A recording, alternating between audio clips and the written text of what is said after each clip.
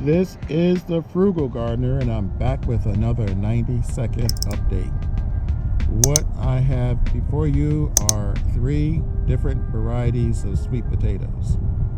Now, these are not from a nursery. These are from the supermarket. I know a lot of people don't like to buy supermarket potatoes to plant, but you buy them to eat. And I've never had a problem with these, and I've been doing this for 6 years now. The difference between these and the regular sweet potato, are the numbers. These are PLC codes. Basically, this tells you everything you need to know about where these potatoes come from. But the one constant you will notice on all 3 of these is the first number. That's the number 9.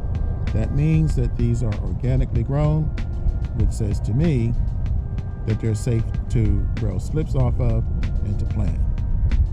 So that's your tip for the day, your 90-second update. This is the Frugal Gardener.